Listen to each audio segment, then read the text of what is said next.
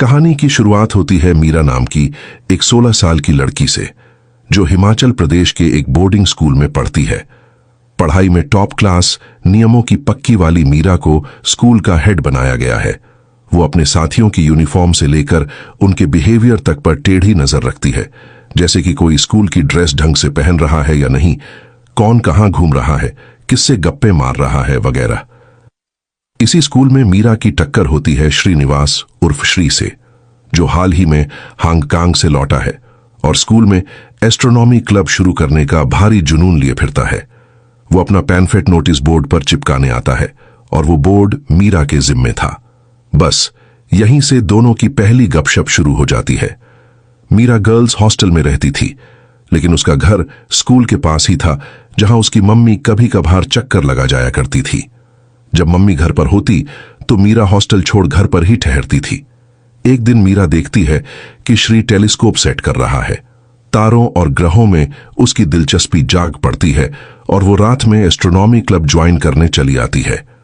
जैसे ही मीरा टेलीस्कोप से आसमान निहार रही होती है, तभी मिस बंसल नाम की कड़क टीचर वहां टपक पड़ती है। उन्हें लड़के लड़कियों की दोस्ती बिल्कुल पसंद नहीं थी। जब मिस बंसल बाकी बच्चों को लेकर चली जाती है तो मीरा कहती है कि वो बाकी का सीन संभाल लेगी और छत को ताला मार देगी। मिस बंसल उसे छत की चाबी थमा देती है। ठंड के कारण मीरा और श्री एक ही कंबल में बैठते हैं और आपस में गप्पे लड़ा शुरू करते हैं। इस दौरान दोनों एक दूसरे के करीब आने लगते हैं। मीरा श्री को अपना नंबर देती है और कहती है, अगर मेरी मम्मी फोन उठाएं तो तुरंत कॉल काट देना भाई। जाते जाते श्री पूछता है, क्या मैं तुझे एक चुम्मी दे सकता हूं? मीरा थोड़ा झिझकती है, लेकिन फिर खुद ही उसके गाल पर एक हल्की सी चुम्मी जड़ देती है और शर्माकर वहां से दौड़ लेती है। अगली सुबह मीरा नहाने जाती है और मजाक में शीशे में खुद को देखकर प्रैक्टिस करती है, जैसे अगर चुम्मी हुई तो वो कैसे रिएक्ट करेगी। फिर खुद ही अपनी हरकत पर ठहाके मारने लगती है। मीरा स्कूल पहुंचती है, जहां मिस बंसल सभी सीनियर गर्ल्स को जमा करती हैं और प्रिया नाम की एक लड़की को चेयर पर बिठाती है। वो दिखाती है कि जब कोई सीढ़ियां चढ़ता है तो नीचे से स्कर्ट की लंबाई कैसी दिखती है। फिर वो मीरा को भी उसी चेयर पर खड़ा करती है, ताकि सबको समझाए कि स्कर्ट कितनी लंबी होनी चाहिए, ऊपर चढ़ाकर पहननी है, नीचे खिसकाकर नहीं। साथ ही वो लड़कियों को ताकीद करती है कि लड़कों से ज्यादा घुलना मिलना ठीक नहीं और इस उम्र में उन्हें अपने आप को लेकर सावधान रहना चाहिए।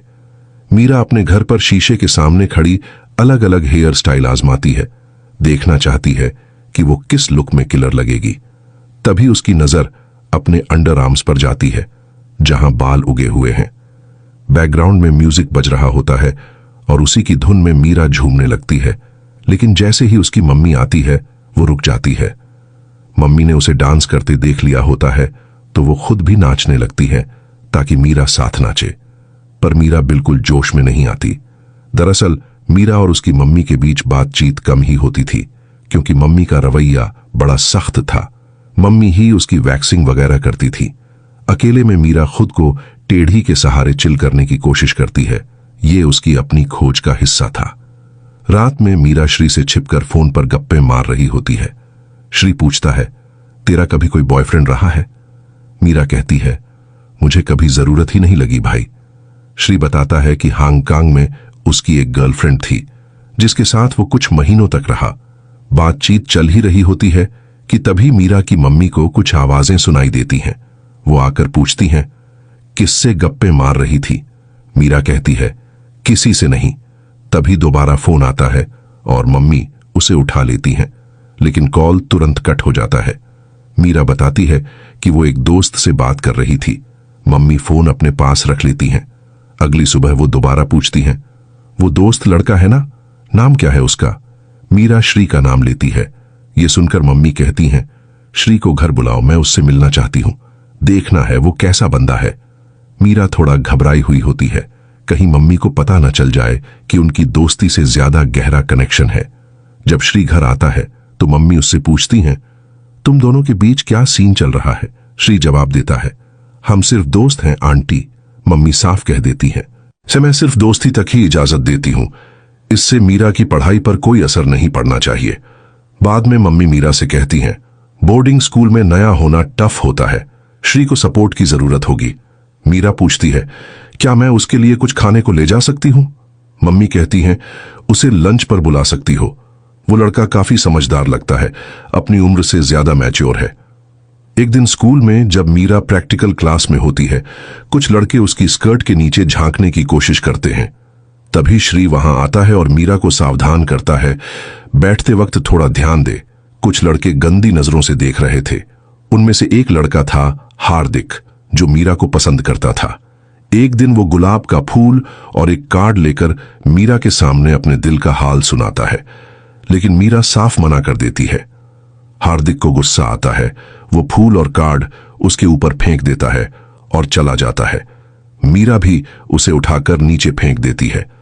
मीरा देखती है कि उसकी दोस्त प्रिया एक लड़के से गप्पे मार रही है।